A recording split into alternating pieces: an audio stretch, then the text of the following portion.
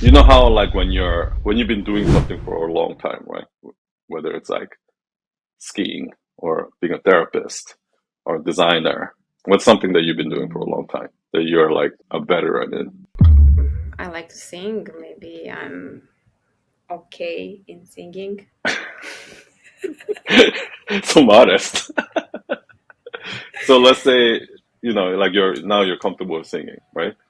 What happens usually is when you've been doing something for a long time, and then you look at like a newbie, Hmm.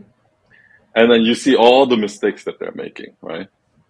And you're like, oh my gosh, I was like that back in my days, right? And that's why, like, when you look at old people, right? When you look at grandmas and grandpas, like, they literally give zero fucks. Hmm. Like, they look at that, like older people are looking at the younger people and they're like, huh. Or it could be just in life, like, when I was in New York and I see this, like, kids in the subway being really loud and obnoxious and trying to get attention from everyone. And I'm like, oh, there was a time in my life when I was like that too, right? And it's so, but the newbies at that point don't see that. Like the things that as somebody who's been doing for a long time, like a veteran, experienced person, that can see things so clearly, the person that's newbie who's starting out cannot see that at all. Like they're completely clueless to Hmm. to how they look, right, or something like that. And that's kind of like I think how almost every content that I'm coming across that I'm doing is. So almost every content that I'm putting out there are things that after a long time I've experienced all the mistakes that I was making. And the mistake that I was making is the myth. Hmm. Do you understand what I mean? And then throughout my experience, I realized that something was wrong. And then I try to find an example of it and then the actual lesson, right?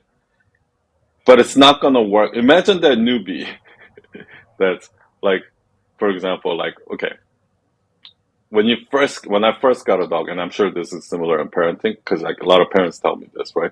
By the time they get to their second child, like with their first child, like every little thing has to be like so perfect. They're worried about every little thing.